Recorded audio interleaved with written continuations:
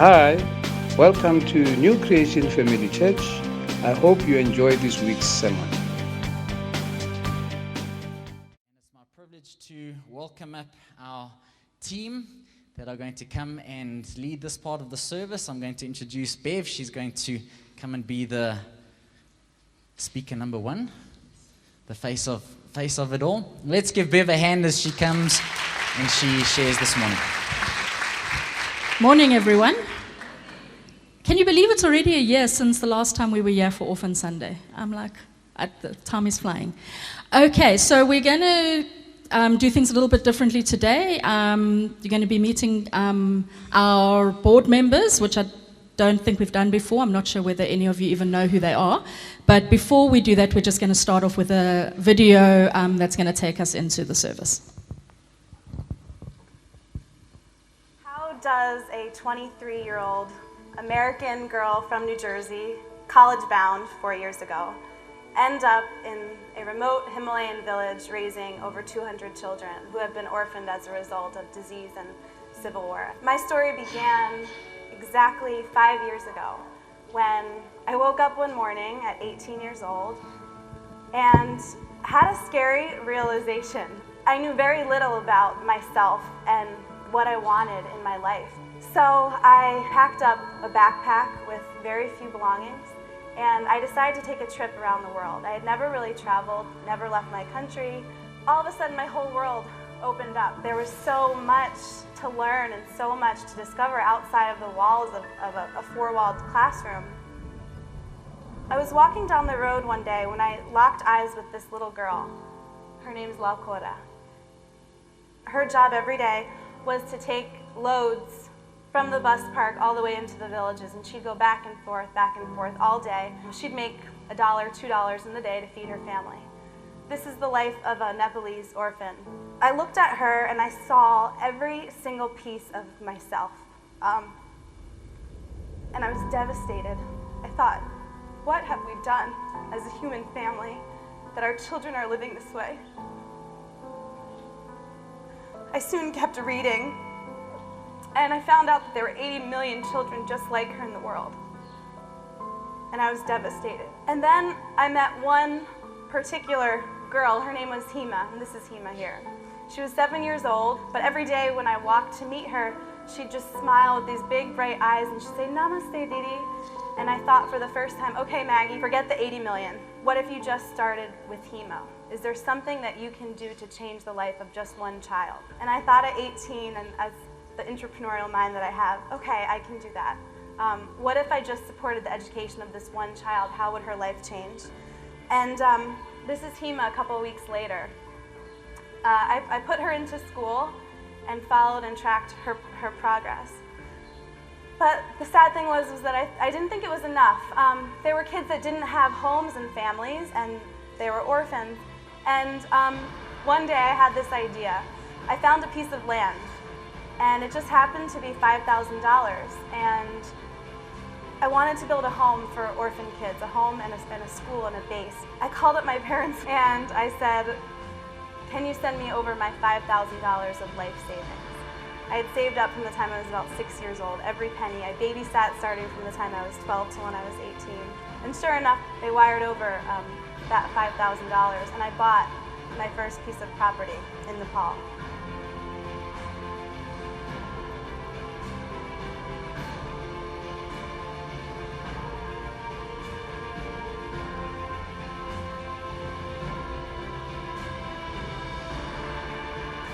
The world will change when our children and our women are educated. They have less children, they raise better families, they raise more educated children, their disease, everything decreases, poverty levels, communities and villages change.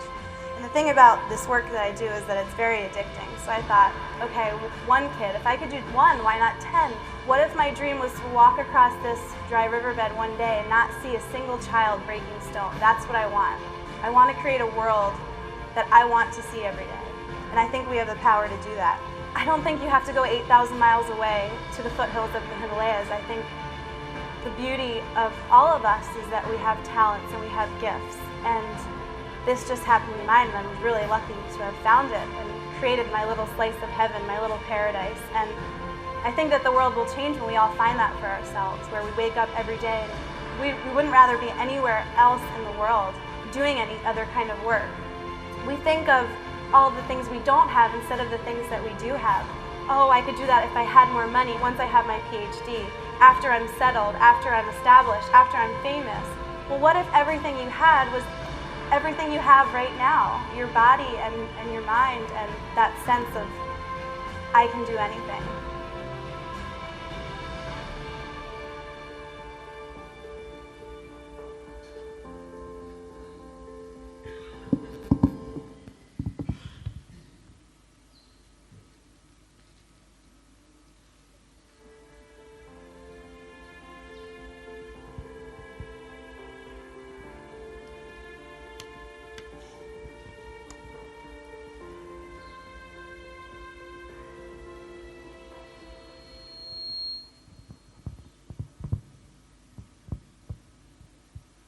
So what if everything you have, or everything you need, is everything you have right now?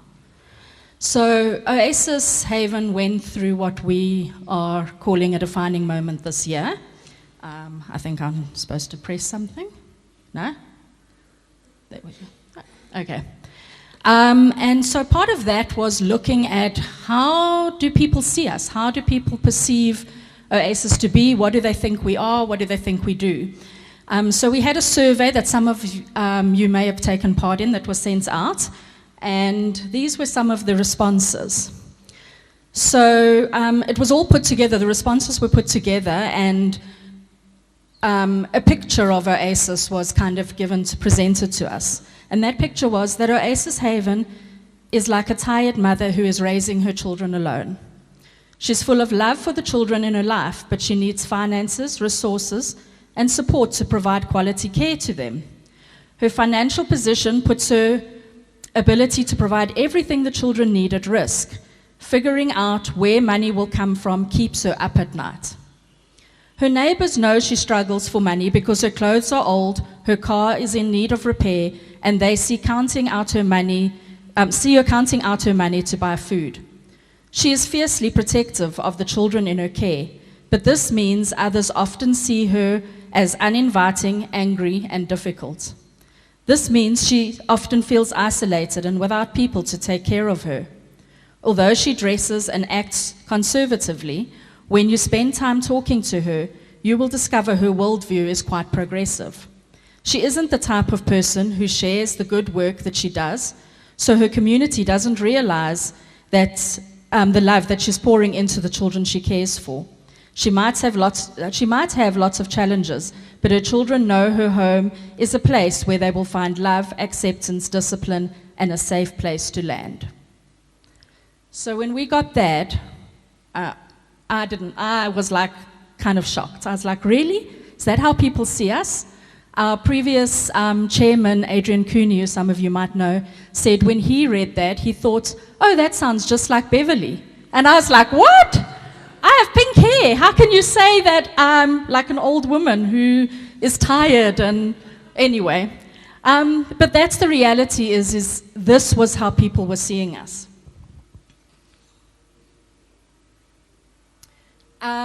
So we started a process of trying to figure out who we are, firstly, and secondly, how do we communicate that to other people so that they see us as we really are and not as we sometimes feel. And so this is kind of what we were saying was we feel like Oasis is home. It's the feeling of being welcomed and being made to feel part of a family. It's where people, home is where the people you care about you are. It's a sigh of relief when you can be yourself. It's a physical and emotional safe space. It's being accepted for who you are. It's a soft place to land. It's people who are always there for you, the base from where everything begins, and the feeling of having enough. So what we said was houses get bought and sold, but home stays with you always. So home really is about the people that you're with and how you treat each other. There's a quote from a little girl, Angel, age 13, that says, "I know someone cares about my well-being by how inviting they are. When you first get to their home, everyone invites you in and makes you feel at home." And that's really what we wanted people to feel when they interacted with us, when they came to our homes. Not what we were being told people were seeing us as. So the first thing we did was we re-looked at our vision and mission. Our previous one, although it hasn't changed much, our previous one was quite long, difficult to remember, so therefore people couldn't really say this is who Oasis is. So this is our new vision and mission. Our vision is for every vulnerable child to be in a loving forever family. So whether that's with us or with an adoptive family or back home with their biological families, that is our vision, is that we want every child to be in a loving family forever. Our mission is to break the cycle of vulnerable children by loving them as our own and working to provide family through adoption or in our family homes. We focus on quality care, education, and therapy rooted in faith. So that's pretty much what we are now trying to present to the outside world. So we then also looked at our values and said, technology, and said, okay, I think we had about 6 values before, which again just was, quite a lot, and people didn't necessarily remember them. So we wanted to bring it down to just a few that we could really remember and focus on and make sure that we were living them out every single day. So our 3 values that we focus on family, faith, and integrity. Because the reality is that for the children, for our children at Oasis, the world is a very unsafe place. Oasis Haven, at Oasis Haven, our big vision is for vulnerable children to be in a loving forever family. We realized we need to live that vision and not just talk about it. So our 3 main values are family, faith, and integrity. We believe that learning about these in the context of forever family enables vulnerable children to break the cycle of family dysfunction. And that's very core for us. If you look at children who come into care, very often their parents came from a broken family situation, or they came from living in a children's home themselves.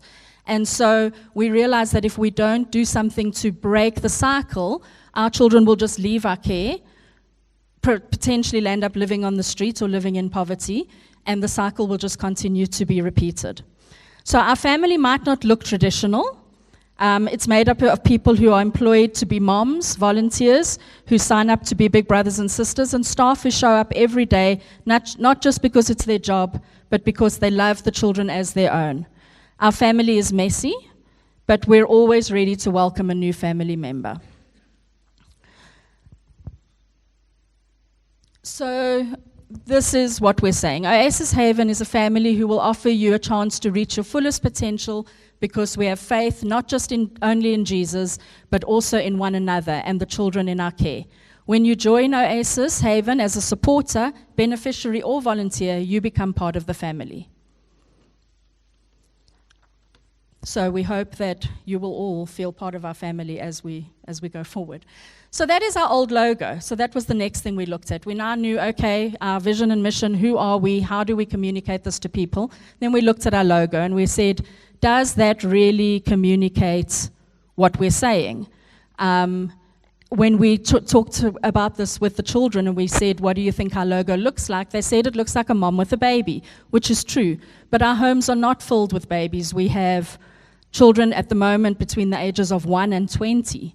So we felt that it didn't necessarily represent us well. We also were not enjoying the brown so much anymore. We thought we needed a bit of brightness in our lives. So we then had our logo redone, which took us a little while to get to where we wanted to be, but we hope you're going to all love it as much as we do. Obviously, I put it there twice to kind of just show how it can be shown on different colors. But that is our new logo. So basically what we're saying is Oasis Haven is a home that is filled with love. Thank you.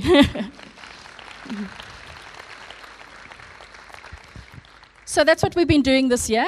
As I said to the staff and the children, you see, sometimes we do work in the office. We're not always just doing nothing.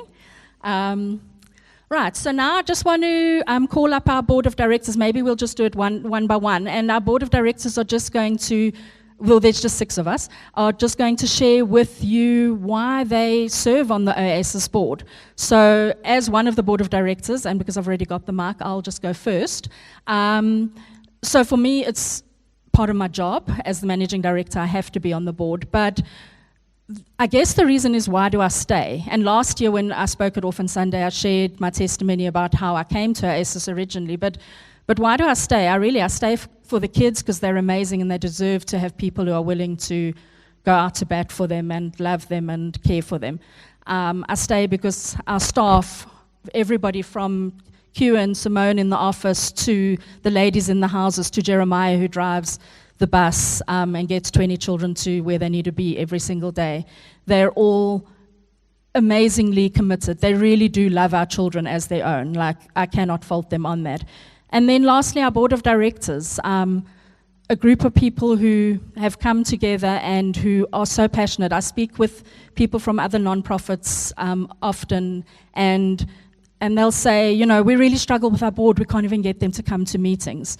Our board members are at meetings every time. They're so committed. They're interested in the smallest details. They give of their time, of their skills, and of their money. And really, that's the reason why I choose to stay at Oasis Haven. Who wants to come first? Chris, as the longest serving board member in the history of ever. I'm the old fossil. I guess I became part of the family. I can't remember the when it happened, but it was, yeah, it's that long ago. It was over 15 years, I think, when I became a donor and just started getting more closely involved with Oasis. And when you do, you start just to hear a little bit about the story of the children there. And if you got to be a rock not to be, affected by it.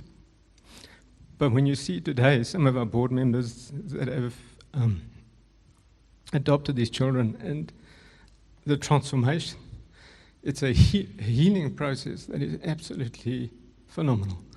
And so, excuse me, I guess what touched me was that, and that kept me going for quite a while until about 10 years ago, the then chairman, Fitz, came to me and asked me if I wouldn't be a board member. And I've been thinking about it for a long time, because when you see these children, you also see these incredible staff members that just pour their lives out for these kids. Someone like Bev, who just doesn't stop. When she's not doing it in the homes, she's got her own children in the homes that she just keeps adding to and doesn't know when to stop. And that, if in those early days, Oasis hadn't had the structure and the type of input that we'd had over the years since then. And so it was like a really struggling little organization. And there were these ladies, essentially ladies, who were pouring out their lives for these kids. And then on top of it, we're having to try and find and scratch together the money every month to make it work. and that broke my heart. Because they gave everything for these kids. And then they had to go and beg for money. So I just said to Fitz, I'll stand. It took me a year thinking about it. Marie-Claire will know. Because I really didn't know what I could do. But then I just decided whatever I could do was really important. And it's been just an incredible journey, to see not only the 20 kids that are there every day, every year, but the kids that have gone through and been adopted. They have really made a difference. So I just urge you, if you have any compassion, whatever you can give. There are so many homes closing because there's just no money to keep these things going. Big places that have had lots of kids that are just closing. And whatever you can give, just will make a difference. Thank you.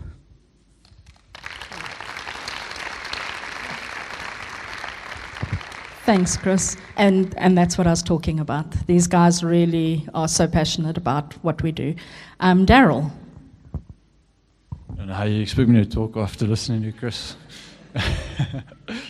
My name is Daryl. I was going to just share a bit of a defining moment for myself. When I was a teenager, I went on a mission trip to Western Cape, and we did a children's program at one of the local children's homes that was there in a place called Philippi. And to keep it brief, when we left, the one child just had quite a severe reaction, almost just saying goodbye. And sure, Chris, you're not helping me. But anyway, a very severe reaction to us saying goodbye. And I remember being quite shaken and sort of doubting what we had actually done in those 2 weeks, because I kind of felt, when we left, we were kind of leaving the children in the same situation that we found them 2 weeks before, and just wondering, what we had actually achieved by being there. Speaking it through. I mean, this child in particular had been either abandoned or orphaned. We wasn't quite sure, but they were being taken care of by one of the members in the community who decided at some point they no longer wanted to look after them, and locked them in a shack with two of their siblings, set the shack alight, and disappeared, never to return. And it was a little girl named Dodo, and just was shattered when we said goodbye to her. And where was I going with that? So we left kind of a bit shook, coming from reasonably sheltered, privileged white backgrounds, and we weren't quite sure what to do with this experience. And speaking about it as a group, we were questioning, but at the same time, we kind of knew that we had experienced the reality that for many of us was something we hadn't experienced before, and that was just that for hundreds of thousands or millions, what did you say, 18 million people around the world, the lady said, children around the world in our human family that are in desperate situations, not just economically, but not having a family of their own. And we just knew as a group that we couldn't carry on our lives just ignoring that fact. We had to take that knowledge and that experience and turn it into let it influence how we lived our lives and how we spent our money, how we structured our families, things like that. And we've strived to do that in different ways. And that's fast forward to today. It is a privilege to be a part of the Oasis board. And I'm not as involved as a lot of the other members of the board, but it's a privilege to be a part of a group that really are making a difference and doing good work, amazing work. And I think as a church, we've done well to be a part of Oasis since its inception, and to have been a strong support, a significant support to Oasis over the years. But also as a member of the church, as a member of the board, I can challenge us all here today that there's still an incredible more that we could be doing as individuals and as a church to support Oasis and the children that they support and serve. And so, just try and have open hearts and minds today. Sometimes it's okay to be uncomfortable. It's sometimes good. I think these kinds of things are often things that we don't like being confronted with because it makes us uncomfortable. Sometimes it's okay to be uncomfortable. I was talking to my wife this morning, and it was at one of these very Orphan Sunday services that we had made the decision to adopt our second son, Jess, and we were going back and forwards, and it was a day like today where we were just challenged, and we said, okay, we're going to do it. And one of the best of 4 decisions we've ever made. So, that's about all I have to say. Thank you.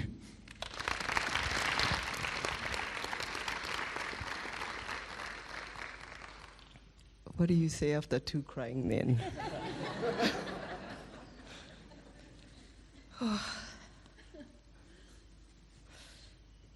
I think we've been members of the church for a very long time, and we've known Bev longer than we've been members of the church. So we've been a part of, Jeff and I have been part of Oasis as long as we've been members of New Creation. So through different ways, donations and, visiting and supporting and even trying to adopt through them, which obviously it didn't work.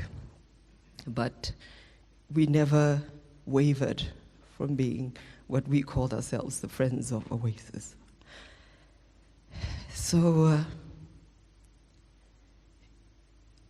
in a lot of ways, we've been connected more than just as people in the church or people that knew Bev and Beth and everybody. We've been part of the children's lives in a lot of ways. And when we finally decided that we were going to adopt, our education, our training came from Oasis. How do we take those learnings and make sure that we don't make mistakes along the way? And how do we make sure that what we know we can share with others? And every single time I would go, I would take my eldest, Kanya, to Bev's house. There'd either be a new child there, or there'd be a child that's gone, or one that's returned. There was always something happening, and that for me was just wrong. It was just wrong that we're living in a world where I can't have all of them to take care of them, not just financially, but just I don't have enough room. Yet here's Bev with her own children, taking in other people's kids or helping out with Oasis. Why can't I do more? And eventually, we adopted Ezekiel. And in adopting Ezekiel, it opened my mind up to what the possibilities are, even if it's just changing the life of just one.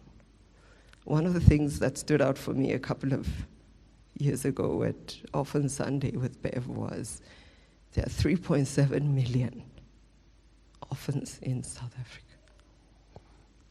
And when Abba House, the agency we used, couldn't even reply my mail just to have one.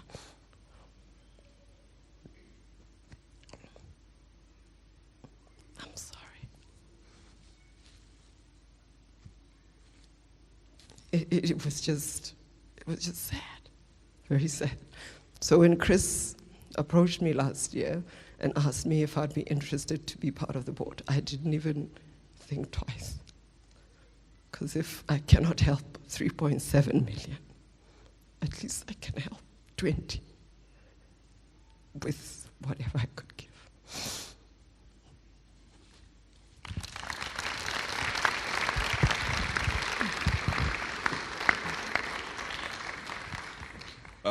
Good morning.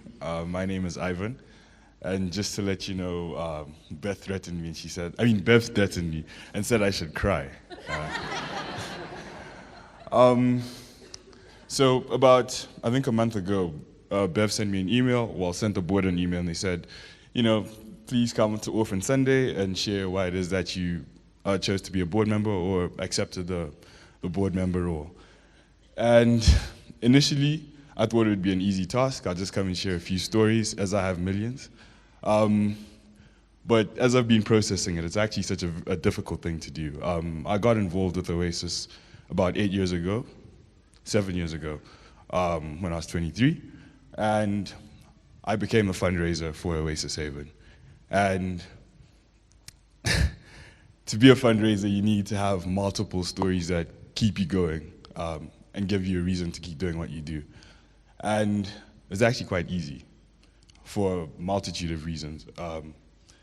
The first being is a lot of the people that are in this room you would not understand how many people come together and make Oasis function. There are months where there's next to nothing, and there are days where from nowhere a check comes in and the bank is overflowing. And you meet people who come and they drop soup packets, they drop off milk, they drop off big checks. They introduce you to people who can put you in positions where companies are able to give money to Oasis Haven. And all those stories are fuel. And that's the reason why it was an easy decision for me. But what I want to share before I get off the stage, because Bev did threaten me and say I have 2 minutes, is that Oasis Haven isn't just 2 homes, one across from here and the other about 3 minutes away. Oasis Haven is all of us. It's every individual that sits in this room. There are many role models. We always complain about the world is in a dark place, it's going to the dogs. It's actually not. There are reasons for us to keep believing and reasons for us to have faith in each other as humans. And I feel like, for me, that is something that I just wanted to impart with you. And I just wanted you to keep faith and know that the little that you have actually goes a very long way. I know it for a fact. I used to see those donations coming in on a daily basis, and I used to see the kids that it impacts. Bev, you're amazing. You're a role model to all of us. I'm happy, so happy that Oasis Haven is a women-led organization that's doing amazing things, from the house moms to the new chairwoman, right, to the MD. And that's a testament for all us men to know that, we can learn a lot of lessons from women, and they're the ones looking after us. God bless you.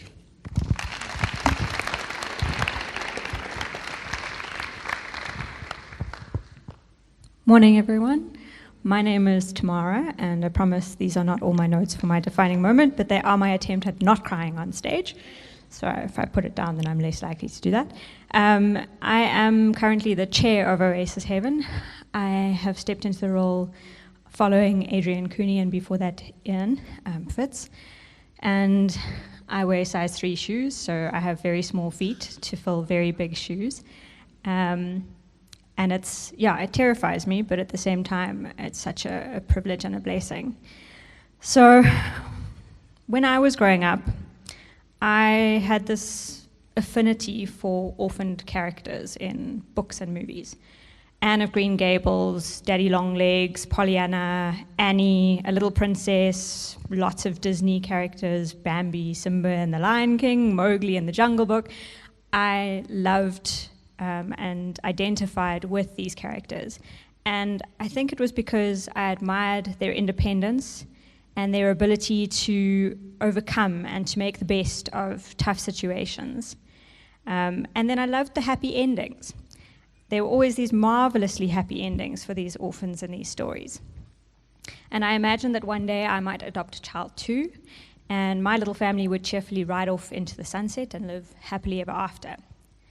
But then growing up in South Africa, you become confronted with the reality that the situation in real life for a lot of our children without families is very different to the movies. When I was, I'm not sure whether it was when I was in high school or when I was in varsity, but my mom started volunteering at a small children's home in Midrand. And she would come home and she would tell us about some of the things that had happened to these children. This horrendous abuse and neglect for various reasons, some of it, sad accident, and others at the hands of others. And it just struck me as being so unfair that these children who had not asked to be brought into the world, that had no part in their own situation, they were just in these circumstances, and they were the ones to suffer, and there was nothing that they could do about it. As a child, there's very little you can do to alter your own world. And then when I was slightly older, I became friends with Beth, who is the former CEO of Oasis Haven, as most of you will know. And she came and spoke at the church that I was part of. And her plea for churches to take up the responsibility of caring for vulnerable children really struck home. And I guess it comes back to that video where we all make excuses.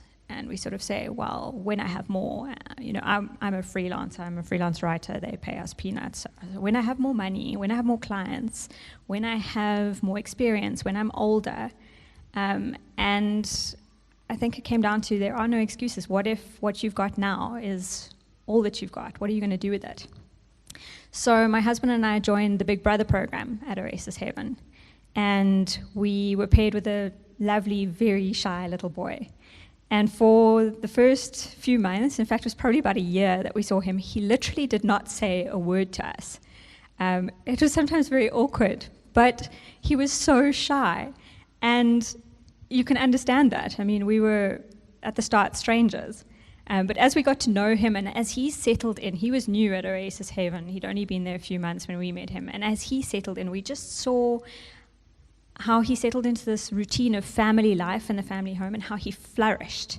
And I just bought into the family home model at Oasis Haven. And I thought, here's an organization that I can really support. And as this was all happening, I was becoming better friends with Beth. And so we formed this crazy book club where we got these few women who'd read these really hectic books, and then we would sit around and we would talk about the books, about social justice, and share our views, and we would moan about the systems that were failing, and we would talk about the role that the body of Christ should play, and we had these intense debates. And then in 2014, she came to me and she said, would you consider becoming a board member? And I thought, why me? I'm so little. And what am I going to do? What value am I going to add? I'm not old enough. I'm not wise enough. I'm not experienced enough. I'm not well connected enough. What can I really do for Oasis Haven?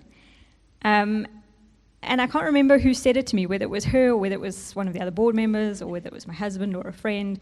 But someone said to me, you've got to remember that God equips those that he calls. And if you're called, you've got to say yes and then trust that God will do the rest. So this was a call from Beth, and I said, I would go pray about it, and I prayed about it. And then I thought, well, what am I doing? We have these long discussions, we sit around and we talk about the systems that fail, but what am I doing? Beyond being part of a Big Brother program where I see this lovely kid once a month, what am I actually doing? And so I said yes, because that was a defining moment for me. What are you going to do? If this is all you've got, what are you going to do with it? So, yeah, I said yes to the position on the board and have never looked back. And currently I'm chair. So that's my story.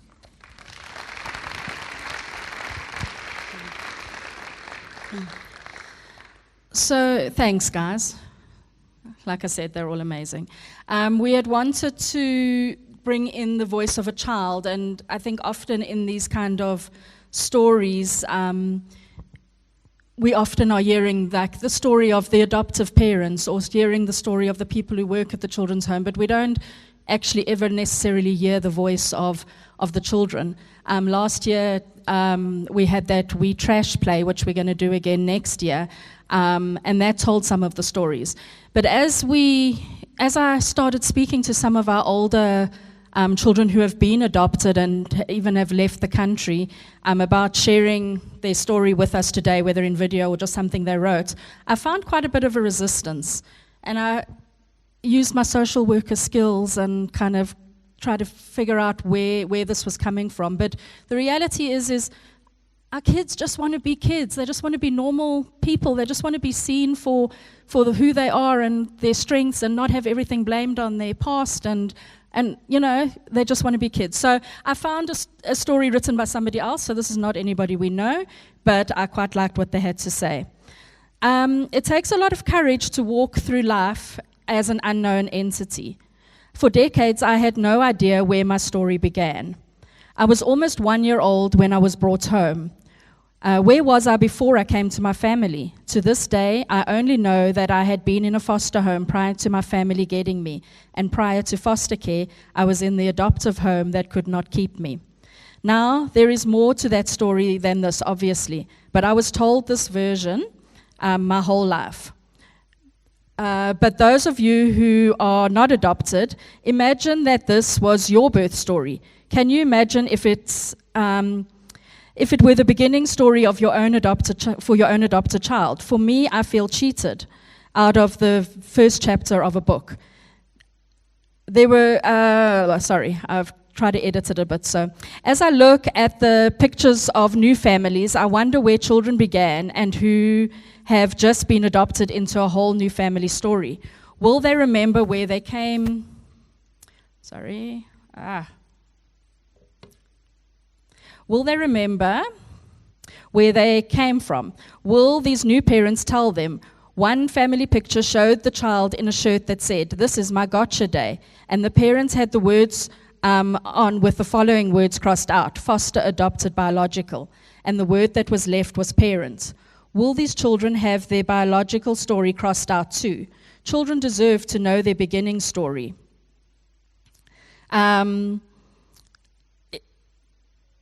Sorry.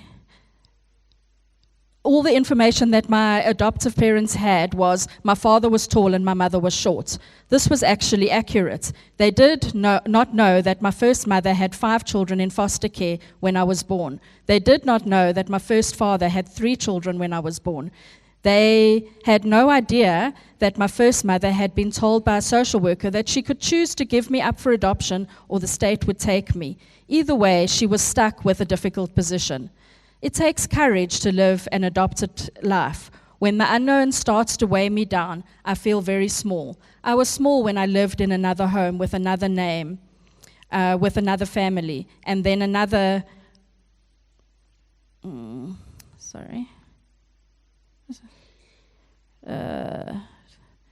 this is why I must rather have paper.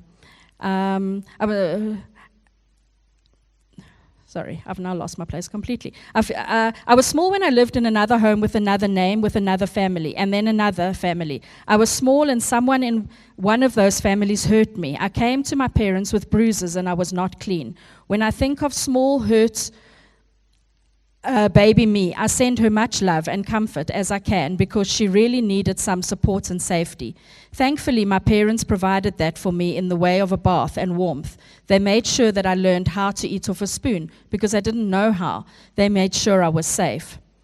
Adopted children need to know, feel, and experience safety. When children who have experienced trauma, and yes, adoption is trauma, act out or have aggressive behaviors, this is not because they are bad or doing this on purpose. It is because their nervous system is dysregulated and they are safety seeking. They have no way of verbalizing, I need to know you are here and you are not leaving. I am safe. I will be cared for. I will have food. I will have shelter. I won't be beaten or hurt. I won't be left alone. I will not be exposed to drugs or sexual abuse. Their way of communicating this deep primal need for safety is by screaming, breaking things, fidgeting, getting up and down out of their chair at school, picking at their skin, cutting, and the list goes on. I look for courage in my life to show up in small ways. Courage is my mantra, my word, my person, my positive self-talk, my way of being in the world when I feel small. I pull up some courage and move forward. I want to experience courage in a way that shows that small baby inside of me, she is safe. Courage is everything. Being adopted is what brave looks like. Not knowing where you come from and still showing up for life. To be something to other people is brave. The adoptee community are some of the most brave people I've ever met. Being vulnerable and open to each other as a way of finding community is brave. Being in foster care and still hoping for your own parents to get themselves together so you can come home is brave. Being in foster care and knowing that your parents will not ever get themselves together enough to bring you home and still trusting enough to want another family to love you is brave. Let's show up for each other and allow others to see our courage and be brave. And why I love this was just because I think that explains our children. They show up, they're funny, they're entertaining, they care about each other immensely. They're so brave, they're so courageous, and I think us as adults can learn from them every day. And I think I'm now going to hand back over to Tamara. Thanks, Bev. So, Bev and I met with Paul a few weeks back to talk about today. And I've never been to an Orphan Sunday before, so it's my first. And I was really excited when Paul shared that you've been working through this theme of defining moments. And at Oasis Heaven, our whole identity rests on the idea of family, about providing family to children who don't have one. And there's so many examples in the Bible of defining moments around family and people choosing to be family to one another. And I love in the video at the beginning, the young lady Maggie talked about our human family. And the book of Ruth is one of my favorites in the Bible for these family defining moments. Because first of all, there's Ruth. So she was a Moabite woman. She married a Judean man. It was a completely different culture. And I think I know a bit what that's like, because I'm an English-speaking South African who married an Afrikaans-speaking South African who was born in Namibia, and our families do things very differently, from the way we express affection to the way we cook. So my family's idea of bonding is to build a puzzle together, to have a long debate about American politics, and then to practice our sarcasm on each other. That's love in my family. My husband's family would rather go hunting and then spend the rest of the weekend working the meat together, making societies and making wors and biltong, and they argue over the rugby game plan. So we have very different ways of doing things, and we've come together and built our own family. We now have our own traditions that are new to us. But I imagine that for Ruth and her mother-in-law, Naomi, it was quite difficult to find a way of getting along. And then Naomi's husband died, and then Ruth's husband, Naomi's son, died, as well as Naomi's other son. And so Naomi was left without her family. And so she told her daughters-in-law to go back to their own families, and she prepared to live out the rest of her life alone and in misery. And Orpah, who was married to Naomi's other son, eventually agreed to go back to her own family, but Ruth dug her heels in, which may be why I like Ruth, because she reminds me of me sometimes in that she's so stubborn. So she says in Ruth 1:16, "Don't urge me to leave you or to turn back from you. Where you go, I will go, and where you stay, I will stay. Your people will be my people, and your God, my God." And that is a defining moment where Ruth showed up for Naomi and said, "I will be your family. I choose to be your family." And although they weren't blood family, that meant that Naomi had family. And it wasn't a great choice for Ruth, because she could have gone back to her own family, but she chose to commit herself to Naomi, which meant going back with Naomi to Judea, where she was despised as a Moabite. And they were both widows, which is very low in the culture at the time. They had no status, they had no one to take care of them, so they were pretty much destitute. And then we meet Boaz. And when I hear Boaz's name, for some reason I imagine like Barry White music playing in the background. Because Boaz is like the great biblical bachelor. He was rich and kind and sensitive, and he was so good to Ruth, who was working in his fields. And in South Africa, he might be considered to be more of the boer soeke vrou kind of vibe. But yeah, Boaz is this great guy. And most of you might know the story. It turns out that he is some sort of distant relative of Naomi, so he can be what's called a kinsman redeemer. And that basically means that according to the custom at the time, a relative of the man who dies should marry that man's widow so that he can perpetuate the family lineage through her. So Boaz is nice to Ruth, and Naomi sees this gap, and she devises this plan. She tells Ruth to get all dressed up in her best and creep into the threshing area when Boaz goes to sleep and uncover his feet and lie at them. Now, I don't know how many of you parents would think that would be a great idea these days, but she knew what she was doing, and God's hand was at work, and it all worked out beautifully. So Boaz sorts out all the legalities, and he agrees to marry Ruth and make her part of his family and redeem Naomi's family. And it's another defining moment. It's where he chooses to be family to them. He shows up for them. And then Ruth and Boaz go on, and they have children together. And if you trace the line of David and of Jesus back, Ruth is one of their ancestors. So this is, again, to me, this book is just full of these beautiful showcases of God displaying how much he cares about family and the idea of family. And even if you look at the idea that we believe in God as a Trinity, 3 in 1, Father, Son, and Holy Spirit, God is family even in himself. And then we have adoption in Jesus' story even. So at the time in Jewish culture, a person's lineage was determined by the legal father. So one of the requirements of the Messiah was that he had to be of the line of David. So Joseph is descended from David, so he needed to basically show up for Jesus and choose to say, I will be your father, for Jesus to be acceptable as the Messiah, to be able to trace his lineage back to David. So again, it just comes back to these defining moments that all center around family and about choices to be family, and standing up and saying, as Bev said earlier, I will go out to bat for you. I will take this choice. And so that's what we as the board of Oasis Haven are basically here today, is to ask you to commit to us as your family. As a ministry of this church, we are family, and we are part of the church family, and that's such a privilege.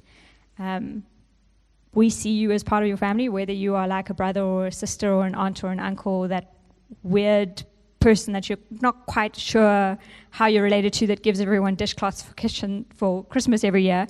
It doesn't matter. You're still part of our family, and we love you and we appreciate you.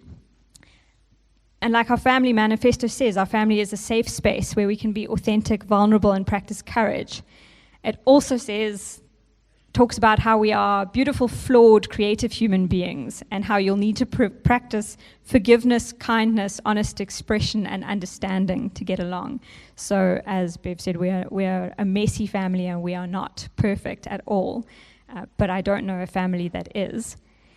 And our call is, whether you're new to us, or whether you've known us for years and you've been on the fringes, or whether you've been part of the family so long that you're also part of the furniture, please commit to our family and choose us. Choose to show up for our children. Choose to be part of the family. And what that means is what it would mean for your own family. So bringing your best skills, strengths, solutions, love, patience, bring those. There's a sort of old saying that we love to quote at Oasis Haven, where we say it takes a village to raise a child. But really, it takes a family. That's what children need. They need a family. So please be part of our family. And we don't want to be wishy-washy and, be part of our family. So we actually want to give you a practical how you can get involved with our family. And there's lots of different ways you can do that. But I would like Bev to come and tell you about the first really easy way that you can show up for this family. Thank you. Thanks, Tamara.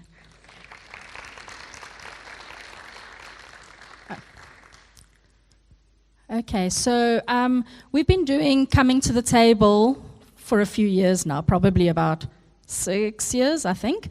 And some years we've pushed it more, and other years we've kind of done it very lightly, or so to speak. But this year we really want to invite you all to join us in doing a Coming to the Table, to show that we are family and that we are supporting the children in our care.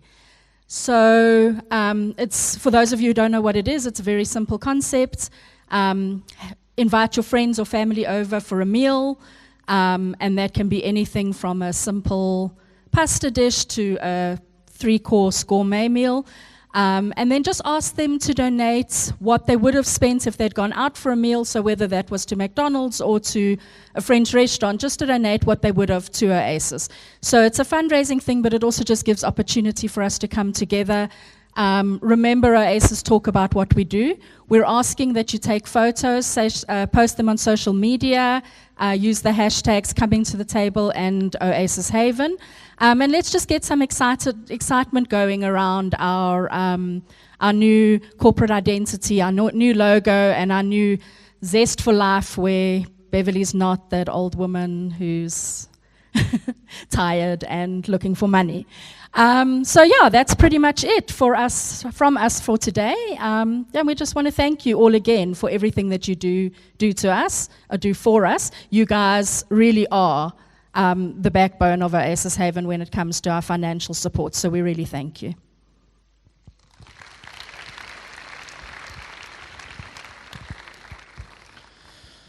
Can I ask you all to stand?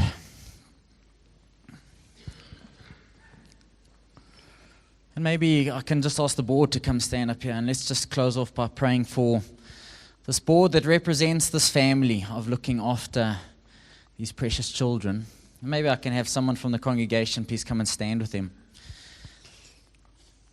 Some of our leaders and guys, come and stand. Come and. I'm going to take a step forward.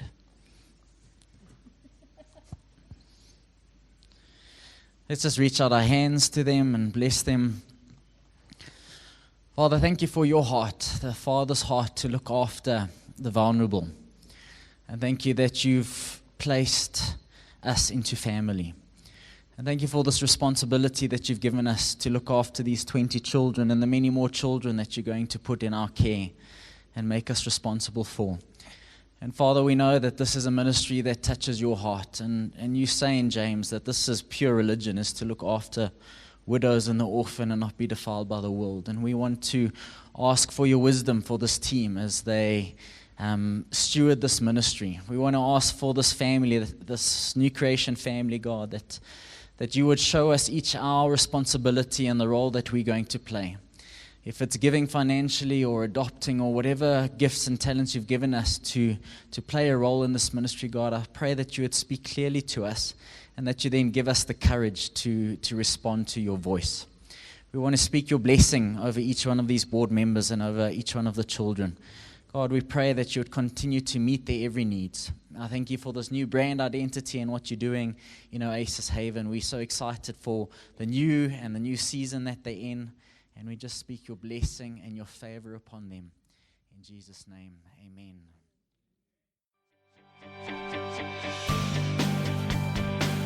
I hope you have enjoyed this recording. For more information about New Creation Family Church, please visit our website at www.newcreation.co.za.